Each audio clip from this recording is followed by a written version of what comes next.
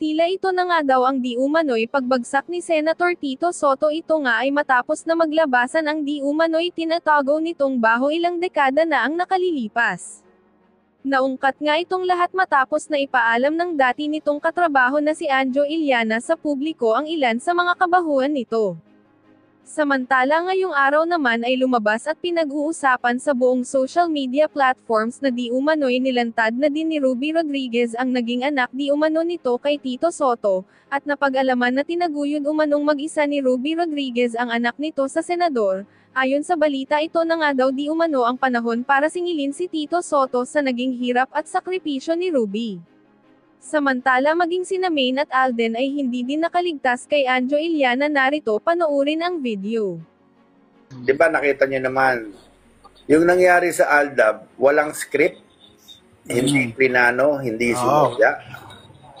Nagkaganunan lang yung camera, magaling yung biruan doon na, oy, mukhang may gusto sa inyo. Alam, parang sa classroom, walang plano, biglang nagkatuksuhan. Tuksuhan lang yan eh. Nagkumpisa tuksuhan, walang plano.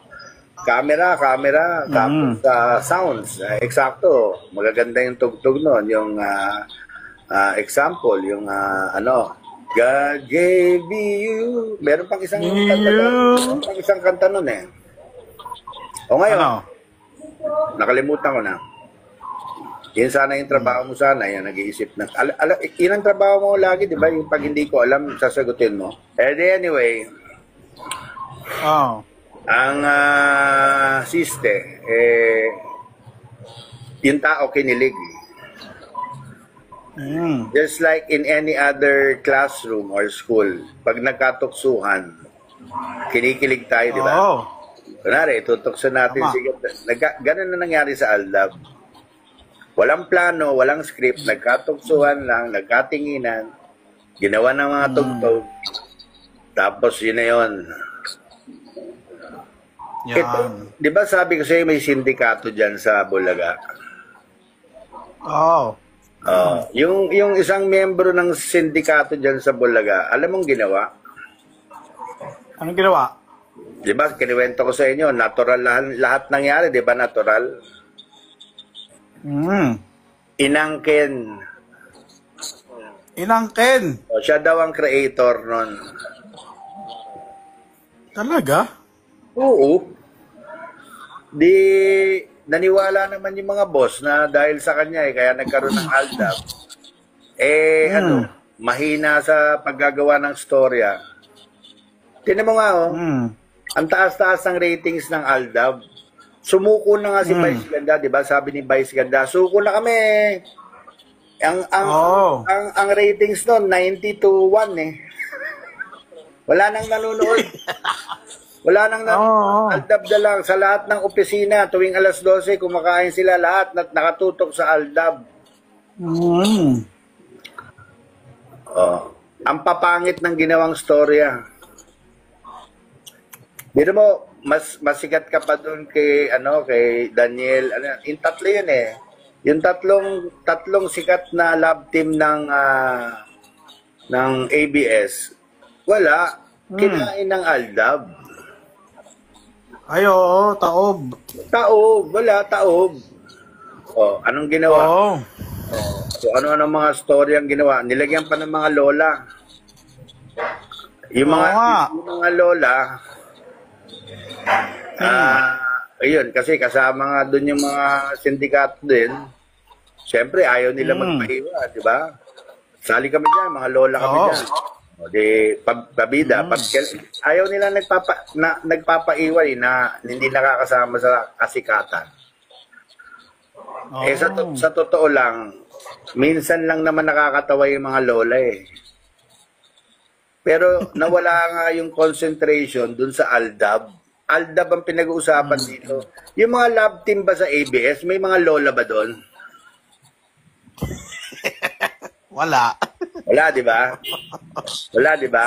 Mga nasa sindikato sa Itbulaga. Kasi andyan ako araw-araw, kitang-kita ko. nakatutok lahat ng Pilipinas sa Aldab. Oo. Gawin ba naman isang araw si Maine nagkagusto kay Jake? Jake, ano yun? Ejercito ba yun? Oo. Yung nag-guest sa Sugod Bahay. Nagkagusto si Maine Mendoza kay Jake Ejercito.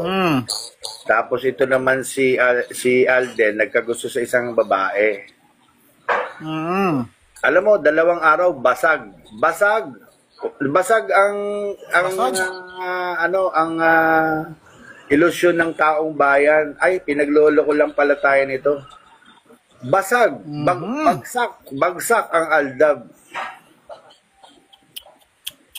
Yung nang angkin na nag-grab ng credit sa Aldab na natural naman na nangyari, sila rin na nagpabagsak. Katulad ng kay Raisa May. Sila rin na nagpabagsak kay Raisa May. I-overexpose mo yung bata. Dapat yun, walang Raisa May show para yung tao nasasabik. Ayun na si Raisa May. Alas 11 pa lang, nasa TV na kung ano-anong pinapagawa, hindi naman bagay kay Raisa May. Yan ang sinasabi ko, yung mga sindikato dyan na pabida sila, gusto yung credit sa kanila. Bigyan pa kita example. Sa 4,000 na. Keep on watching. Bigyan pa kitang example. Napakagandang talent, napaka-cute na bata. Okay. Si Baste. Ay, oo. Yung kamukha mo. Ha? Yung kamukha mo. Hindi ko alam, basta cute siya. Ang taba-taba, ganyan-ganyan, kahit anong Di ba anak mo yun? Natutuwa yung tao. Tapos, nasasapawan na nga niya si Raisa May. Oo. Ano nangyari? Wala din. Nawala. Hindi ko alam bakit nawala, pero ang tingin ko, mukhang protektahan si Raisa May. Tingin ko lang yun. Kasi alam mo, kung meron man problema, pera, misunderstanding, ang dali-daling ayusin yun eh. Ito kasi mga sindikato sa Bulaga, katulad na nangyari sa sex bomb, pwede pang ayusin yun eh. Kaya lang, ang tataas ng pride, kasi ang yayabang, akala mo sila may-ari ng Itbulaga. Kasi nga, pabida. Pero puno paninira, tapos mga bobita naman magtrabaho. Tinan mong ginawa sa Aldab.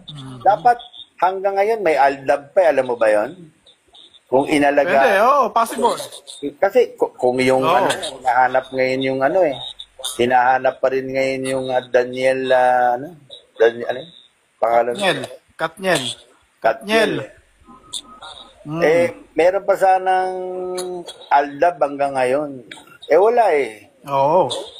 Puro bopol yung humawak eh.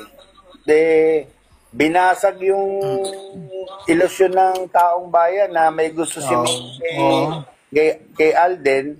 Si Alden may gusto kay Maine.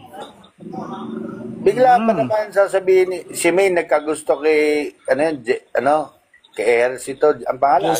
Oo. Tapos si Alden, alam mo, kitang-kita ko yon. Yung linggong yon bumagsak ang rating ng Bulaga. Pinipilit nilang ibalik na magkakagusto sila. Wala na, basag na eh. Ano na yung tao, ay niloloko niyo lang kami. Nasira yung ilusyon ng tao. Sabi ko, sayang.